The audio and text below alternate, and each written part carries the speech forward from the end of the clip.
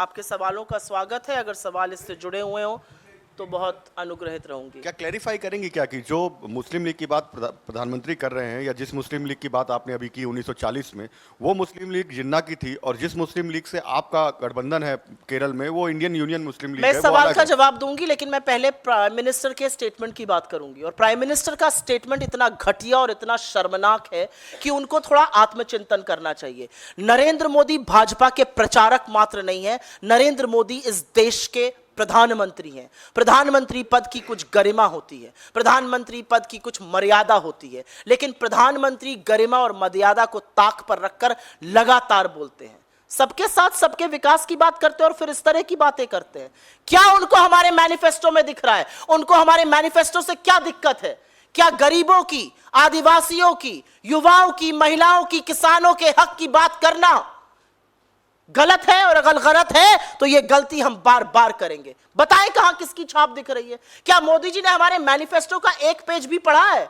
या उनकी IT cell के गुर्गों ने जो व्हाट्सएप पे चलाया, जो आईटी सेल पे चलाया, वो बोल देते हैं? तो मैं क्यों ना मानूं कि वो जो घटिया व्हाट्सएप आपके फोन पर आते हैं वो खुद नरेंद्र मोदी जी बैठकर लिखते हैं। 18-18 घंटे देश के लिए काम नहीं करते हैं, 18-18 घंटे यही घटिया चीजें लिखने में बिताते हैं, 18-18 घंटे व्हाट्सएप फॉरवर्ड लिखते हैं, 18-18 घंटे ये नापाक बातें, ये घटिया बातें करते हैं। ये असलियत है।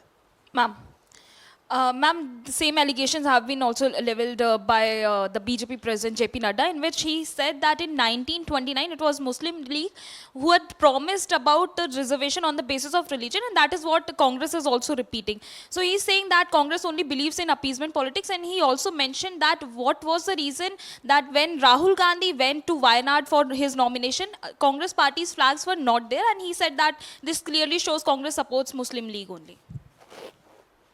I first want to make a very strong statement on the BJP president, Mr. Nadda. Mr. Nadda's utility in the BJP is to go and receive the Prime Minister when he comes from his overseas tour.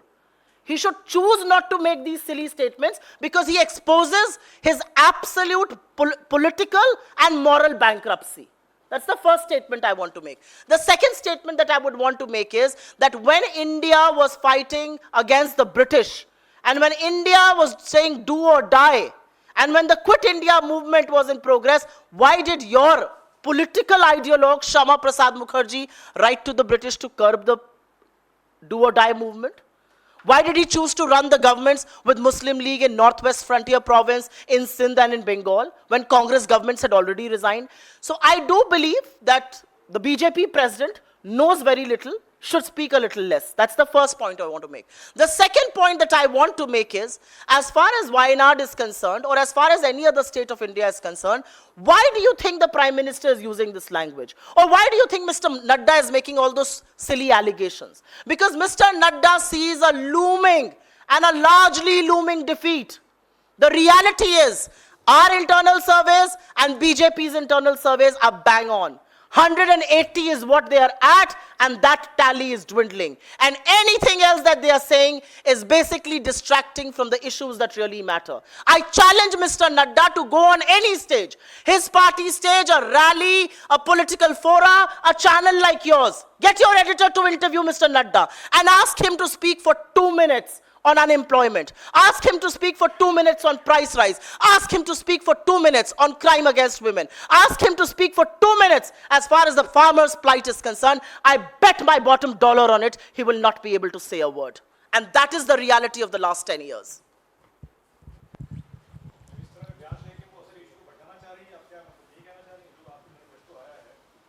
मैंने अपने शुरुआत में ये कह दिया था।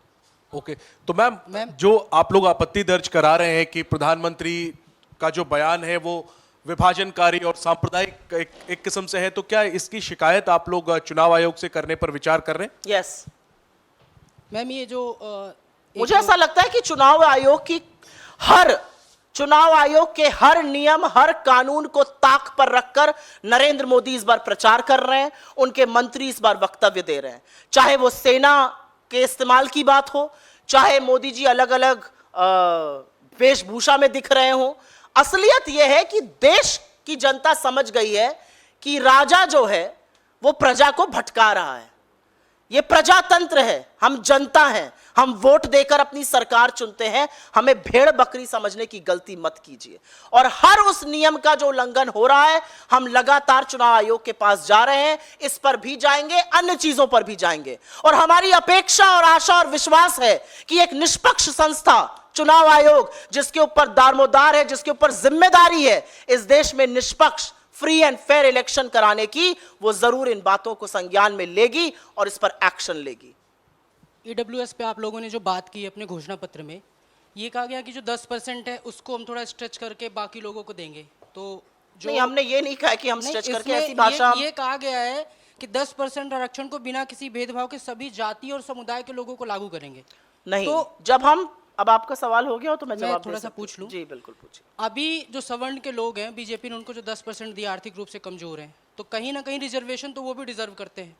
तो अब इससे ऐसा मैसेज नहीं जा रहा कि कांग्रेस ने मतलब कांग्रेस हमको 10% मिला उसको भी छीन के और हमारे पास से ले जाना चाहती है? आप मुझे समझदार पत्रकार लगते हैं। सोशियो इकोनॉमिक सेंसस का क्या मतलब होता है, सामाजिक और आर्थिक सेंसस का क्या मतलब है? उसमें सिर्फ आदिवासी, दलित या पिछड़ों का आंकड़ा नहीं आएगा। उसमें मैंने अपने वक्तव्य में भी बोला था, शायद आप देर से आए या आपने नहीं सुन पाया, कि गरीब जनरल कास्ट के भी जो समाज के हाशिए पर आज हैं, जिनको कुछ ना कुछ सहायता मिलनी चाहिए, जिनको रिजर्वेशन थोड़ा बहुत मिलना चाहिए, हम बिल्कुल उनके हक की बात करते हैं। मेरे नेता एक बात कहते हैं और वो बात दोहराना जरूरी है। आपको पैर में चोट लग जाए, आप पर प्लास्टर लगेगा या बैंडेज लगेगा या कास्ट लगेगा, इसका निर्णय डॉक्टर खुद नहीं कर सकता है। इसका निर्णय तब होगा जब एक्सरे होगा। उस एक्सरे में पता चलेगा आपका लिगामेंट टेयर हुआ है, आपका हेयरलाइन फ्रैक्चर है, आपकी हड्डी टूटकर अलग हो गई, और उस हिसाब से उसका इलाज होगा। तो एक्सरे जो है वही है सोशियो इकोनॉमिक कास्ट सेंसस। सामाजिक और आर्थिक कास्ट सेंसस जब तक नहीं होगा, नहीं पता चलेगा कि किसको आरक्षण मिलना चाहिए, किसको कौन सी सुविधा मिलनी चाहिए। इसमें बिल्कुल जनरल कास्ट के वो गरीब लोग भी इन्वॉल्व हैं जिनको आरक्षण मिलना चाहिए, हम उसकी बिल्कुल पैरवी करते हैं। आपकी ये बात, मुझे ऐसा लगता है शायद आप लेट आए, आपने मेरा वक्तव्य नहीं सुना, उसका नतीजा है।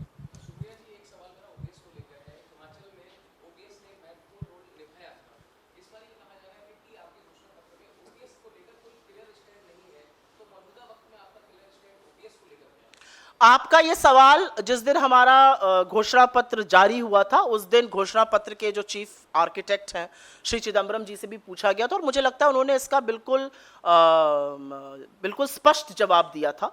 और उस जवाब में उन्होंने जो कहा था वो मैं दोहरा देती हूँ। उन्होंने कहा था, और ये बिल्कुल सच बात है, कि हिमाचल में, राजस्थान में और छत्तीसगढ़ में हमने ओल्ड पेंशन स्कीम लागू करी। देश इसके पक्ष में है और हम इसको आगे भी लागू करने के पक्ष में हैं। लेकिन सरकार ने समय रहते हुए इससे एक सीख ली। उन्होंने एक कमेटी का गठन किया जो ओपीएस और एनपीएस के प्रोज एंड कॉन्स को देखकर एक सॉल्यूशन निकाल रही है। तो जब सॉल्यूशन आ रहा है तो हम उसके बारे में मुझे ऐसा लगता है कि हमारे काम से वो सॉल्यूशन आ रहा है, तो सॉल्यूशन का इंतजार करते हैं, इसलिए हमने इस पर टिप्पणी नहीं की। अभी दूसरा पूछ ले, फिर आपके पास। मैम, आपके पुराने सहयोगी हैं जो बीजेपी जा चुके हैं, अभी रुक जाइए, अगर इस पर किसी को सवाल है, प्रधानमंत्री जी के घटिया बयान पे। मैनिफेस्टो को लेकर है, उन्होंने आज एक बयान जारी किया है। उन्होंने कहा है कि कांग्रेस पार्टी का जो मैनिफेस्टो है वो सिर्फ एक ही इंसान लिखता है, और वो इंसान जो है वो आज तक सिर्फ एक पीए रह चुका है, और वही इंसान जो है कांग्रेस का मैनिफेस्टो बनाता है। और कहीं ना कहीं तंज जो है वो कांग्रेस पार्टी पे और पी चिदम्बरम पे जो है किया गया है। उस पे आपका स्टेटमेंट क्या है, क्लैरिफिकेशन क्या है? पी चिदम्बरम किसके पीए रहे हैं मुझे तो नहीं पता। 6-7 बार के चुने हुए सांसद हैं, इतना मैं जानती हूँ। कहा कि मैनिफेस्टो पी चिदम्बरम ने बनाया क्योंकि उनकी कमेटी में बना हुआ है। गौरव वल्लभ ने ये बोला है कि एक पीए जो है वो मुझे ऐसा लगता है कि वो कायर लोग जो जंग के समय मैदान छोड़ के भाग खड़े होते हैं, वो विशुद्ध अवसरवादी लोग, उन पर मैं इस मंच पर से टिप्पणी नहीं करूंगी, लेकिन उनको आईना दिखाना जरूरी है और वो आईना मैं जरूर दिखाऊंगी। 2 महीने पहले तक जब बजट आया था तो मोदी जी की सारी बखिया वही उधेड़ रहे थे, उन्हीं को सब नजर आ रहा था। चैनल जंप कर करके अपने आप को स्टूडेंट ऑफ इकोनॉमिक्स जो घोषित करता है, वो मुझे ये बताए कि स्टूडेंट ऑफ इकोनॉमिक्स रहते हुए आपको इस देश में आर्थिक असमानता, बेरोजगारी, महंगाई नजर आ रही है कि नहीं नजर आ रही है? आपको 20% ये जनता 46 रुपए रोज पर गुजर बसर करती नजर आ रही है कि नहीं नजर आ रही है? इस तरह की बेहूदी वाहियात टिप्पणी करना उनकी असलियत बयां करता है, हमारी नहीं। और असलियत यह है कि कांग्रेस ने इस देश के हाशिए पर रह रहे लोगों को हमेशा साथ दिया है। और मैं जरूर यहां पर, क्योंकि बड़ी धर्म की भी बात करने लगे हैं वो, उस पर मैं जरूर बोलना चाहती हूं। साच बराबर ताप नहीं, झूठ बराबर पाप, जाके हृदय साच है ताके हृदय आप। यह है असलियत। झूठ बोलने वाले कभी भगवान के साथ नहीं खड़े हो सकते, वो विशुद्ध झूठे होते हैं, वो विशुद्ध अवसरवादी होते हैं, वो पहला मौका मिलने में बिलबिला के बाहर चले जाते हैं। ये असलियत है। और जो लोग ऐसा करते हैं उनको समाज किस दृष्टि से देखता है ये मुझसे बेहतर आप जानते हैं, मेरे मुंह से ज्यादा ना बुलवाइए। और असलियत एक ये है कि आज जो कहीं और जाकर कांग्रेस पार्टी को सनातन का पाठ पढ़ा रहे हैं, उन्हें मुझे सिर्फ दो टूक बात ये कहनी है, भगवान के लिए भगवान का नाम झूठ मत लो। किसने आपको मना किया सनातन पर बोलने से? किसने आपको मना किया सनातन के खिलाफ बयान देने से? मैं पूछना चाहती हूं। मैं उत्तर प्रदेश कांग्रेस कमेटी के साथ, मैं सीडब्ल्यूसी की मेंबर हूं, मैं गई राम मंदिर, मुझे तो किसी ने कुछ नहीं कहा। और एक ये सच है, मैं यूजुअली पर्सनल बातें करती नहीं हूं, यह सच है कि भगवान शिव के बारे में जितना मैंने राहुल जी से सीखा है उतना किसी और से नहीं सीखा है। यह भी एक सच है कि उत्तर प्रदेश में चुनाव प्रचार करते हुए जब मैंने प्रियंका जी को निर्जल व्रत रखते हुए देखा और मैंने पूछा आप ये क्यों करती हैं, क्या है, उन्होंने बताया वो 8 साल की उम्र से नवरात्र का व्रत करती है। हमें चाहिए इंसर्ट सर्टिफिकेट सनातन पर। क्या है सनातन? सनातन यह है कि बिलबिला के भाग जाओ और फिर अनर्गल झूठ बोलने लगो। शर्म आनी चाहिए ऐसे लोगों को। दूसरों पर टीका टिप्पणी करना, आपकी क्या हैसियत है, मैं ये जानना चाहती हूं। आपको पार्टी ने 2-2 राज्यों से चुनाव लड़ाया, लाखों करोड़ों कार्यकर्ता होते हैं, एड़ियां घिसते रहते हैं, नहीं मिलता है टिकट। आपको 2-2 जगह से चुनाव लड़ाया और आप इस तरह की अनर्गल बातें करेंगे? As a student of economics थोड़ा आत्मचिंतन करिए और देखिए देश 10 साल में किस कगार पे पहुंच गया है, जो खुद आप भी कहते थे। मैं मणिपुर पे पूछ लूं? जी हाँ, पूछिए। मैं मणिपुर में पहले दूसरे चरण में जो है चुनाव है, और वहाँ के अगर मतदाताओं से अगर बात करें, वहाँ कुछ लोगों ने, वहाँ के लोगों ने मीडिया से बात करते हुए कहा कि हमारे लिए चुनाव का कोई मतलब नहीं है, चुनाव का अधिकार जरूरी, लेकिन हमारे लिए पहले जीवन का अधिकार जरूरी है। आपने अपने सवाल का मुझे लगता है बहुत बड़ा खुद ही जवाब दे दिया। आज हमारे देश को नरेंद्र मोदी इस कगार पर ले आए हैं कि मणिपुर की एक लोकसभा सीट पर 2 दिन वोट पड़ेगा। कभी सुना है आपने आजाद भारत की इतिहास में ऐसा होते हुए?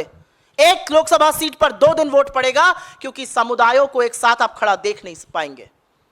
आज मणिपुर इस कगार पर है कि तमाम जगह इंटरनेट सस्पेंडेड है। आज मणिपुर इस कगार पर है कि अभी भी सेना की और वहां की पुलिस में झड़प होती है। आज मणिपुर इस कगार पर है कि लोकतंत्र के इस महापर्व में मणिपुर के हमारे बहन और भाई कह रहे हैं इसका हमारे लिए क्या मतलब, हम जिंदगी नहीं जी पा रहे हैं, हमारा जीवित रहना दूभर है, हमारी जान पर बनाइए। और सिर्फ मणिपुर ही क्यों, लद्दाख देखिए ना आप, सारा लद्दाख सड़कों पर है। सारा लद्दाख तथ्य और साक्ष्य दिखाकर कह रहा है चीन हमारे घर में घुसा बैठा है। चरवाहे दिखा रहे हैं साक्ष्य और तथ्य, और मोदी जी के मुंह में दही जमी है, उस दही पर जीएसटी लगा है। मोदी जी के मंत्री कहते हैं चीन बड़ी इकोनॉमी है, हम छोटी इकोनॉमी है। मोदी जी के मंत्री कहते हैं क्या फर्क पड़ता है, चीन नाम बदल रहा है, मैं आपके घर का नाम बदल दूं तो आपका घर मेरा थोड़ी हो जाएगा। अरे प्रभु, यह देश की संप्रभुता की बात है, यह हमारी भूभागीय अखंडता की बात है, यह आपका घर और मेरे घर की बात नहीं है। शर्म आनी चाहिए इनके लोगों को। सुप्रिया जी, जी, एक संयोग ही है कि गांधी परिवार आज़ादी के बाद पहली बार जब वोट करने जाएगा तो कांग्रेस के सिंबल पर नहीं करेगा, उसको झाड़ू पर वोट करना पड़ेगा, और उधर केजरीवाल को कांग्रेस के सिंबल पर वोट करना पड़ेगा। तो क्या तकलीफ या कुछ?